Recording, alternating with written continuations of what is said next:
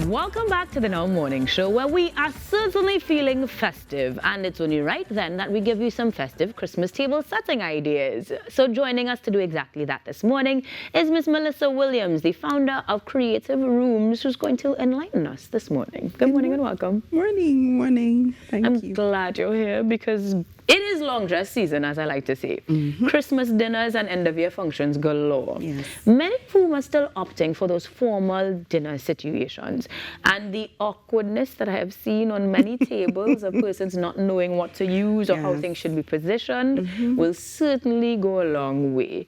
So before we get into the actual table settings, tell me a little bit about the business itself, because it's not necessarily telling me just about table settings, is it? So, Creative-roomz is a mix of interior design and also we have a personalized craft store.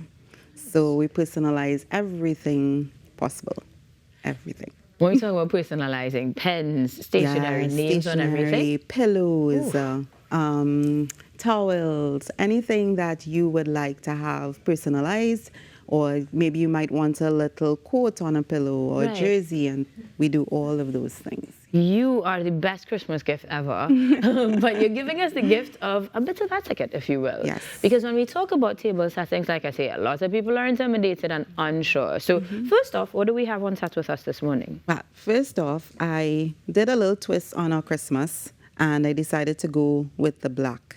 Now, I know usually black might be for weddings or a little conference or something, but we could incorporate it into Christmas. Right. We don't have to do the harshness of the black. So as you see, I did the chargers with the black on it, with a little bit of hint of gold, a little bit of gold there, you could see.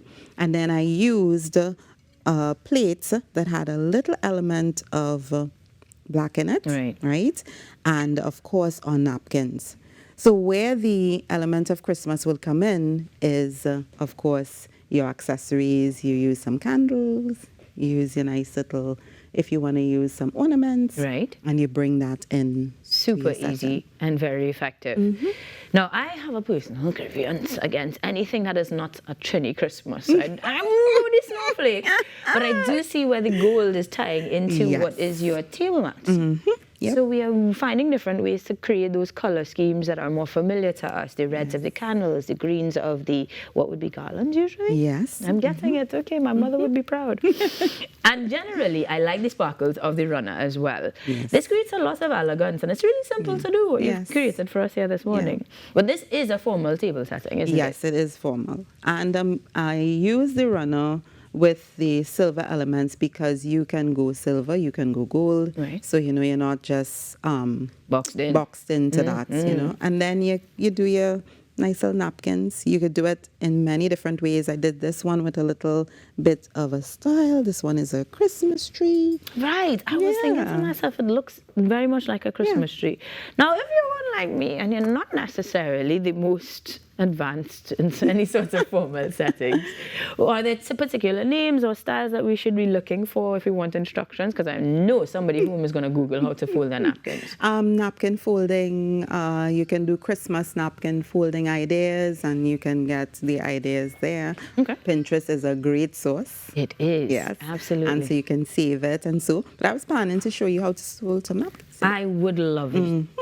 So we could do this normal one, this simple one. Right. You seem to have a couple of loops, if you will. Yes. Folds that you could tuck your cutlery into. So I'm going to guide you. So I want you to fold it for me. Yes. Oh, no. You're going to be fine. This is not going to work out. So the napkin is folded in half. And we're folding you're folding it into just 4. One corner? Yes. So you're going up to the corner at the top here. Nice. Good. And then you're going to bring this corner to here. Just the first flap. Oh, first flap. Right. Then you're going to take this second flap and put it underneath. Okay. Not looking so crazy. Go all the way in. To the bottom. As far as you could go. To the next flap. Oh, I got this. Nice. Now, I might invite people to my house. Yes, ma'am. Lies. I am lying. I'm absolutely lying. And now we're going to fold this in. Right? So you fold it in here. And then fold that one underneath. This one? Yeah. You fold in this turning it this way. So we could turn it over. Okay. And just fold it like. Right, man. Yep. And now, and I'm going to borrow all of these so that we could actually tuck the cutlery. Listen, they should do this for every single dinner table. Just because the amount of knives and forks I have thrown down accidentally because I opened my napkin and everybody went flying. This is perfect. Right, and add a little element of Christmas in it. Oh, yes. Put it in. I put it in the back. I'm fancy. Yes. Nice. Olive might get a little invitation this year. Lovely. And now we say Merry Christmas. Yes. Now tell me something. We generally don't have the need to do this at home. I mean, we're with all our family members, and then I'm showing off my napkins like this. They fling it across the room because they're ready to eat. But when we do these sorts of settings, what are we invoking? What is the purpose? Why should we bother to do place settings or tablescapes? I think it's a nice way of just presenting an elegant, setting for your friends. With friends, family, it really doesn't matter. Christmas is a fantastic time. It's a time where, we have friends over, we want to have fun.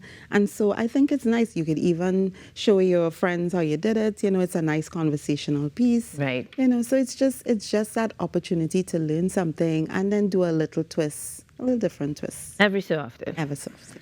I will wrap everything up in one napkin and hand people it. And then another day, I'll do a fancy fold to surprise them. I like the variety. Yeah. Now, are there key things that we need to remember when setting a table, generally, or creating a tablescape? Well, basically, of course, when you're setting your tablescape, of course, you'll have your charger plates. That's the major thing that you would use. Of course, you have your placemats. You can switch out your charger plates if you don't want to have that sort of all formal. Right. Right. And then, of course, you have your dinner plates, your dessert, you have your bowl if you decide that you want to do a little soup. And so it's really just for certain purposes, just for aesthetics. Right.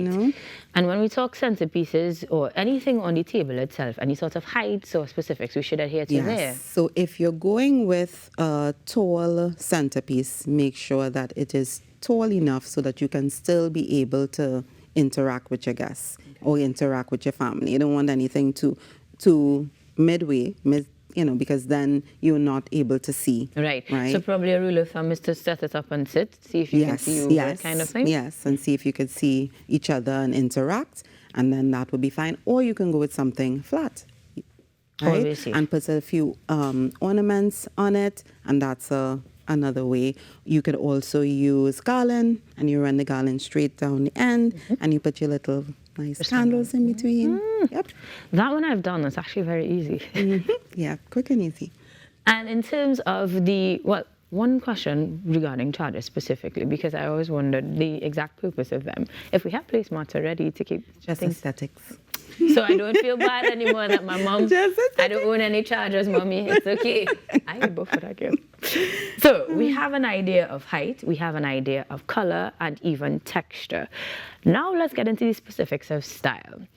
When we talk Trini Christmas, what are some of the quintessential elements that you think we can include to make it more Trinbagonian? Well, of course, definitely your reds, your golds, your greens. That is a definite. So colors are big way. Colors are big way. That's what our Trini Christmas is all about, We, of course, you picked it out immediately when you said snowflake, right? So berries and use a lot of greenery because that's what we have, for Christmas.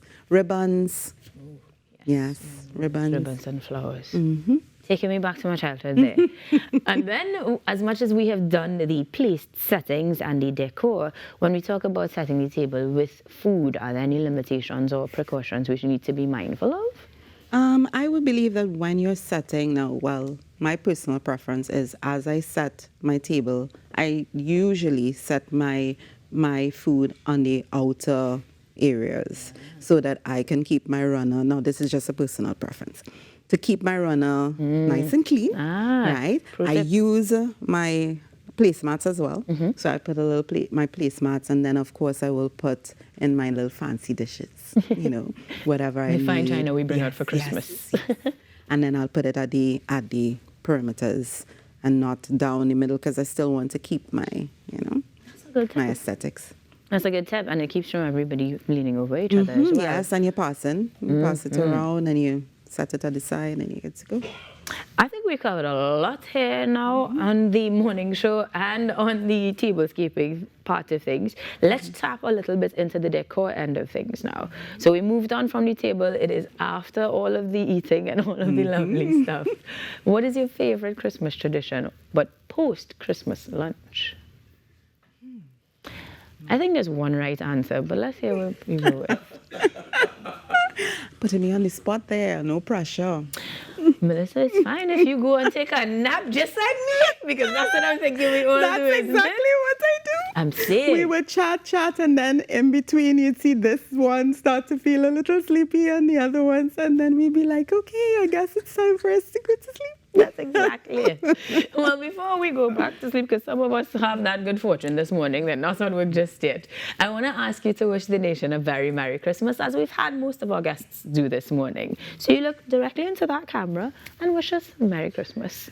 So Trinidad and Tobago, I want to wish you a wonderful, blessed Christmas. I would love for us to take some time to reach out to those who have gone through a rough year. I'm sure you know someone that has, you know, had a rough year, and just share some Christmas joy. Love, give them a little bit. They may need something. If you're able to financially help them in some way, or even cook a meal and share, I think that's going to make their Christmas even better. So Merry Christmas from me and everyone from Creative-roomz Home and Design. Thank you so much, Melissa. Melissa Williams, the founder of Creative-roomz, giving us a little bit of insight on how we can make our festive Christmas table settings here on the Now Morning Show. We've got more festivities on return after these messages.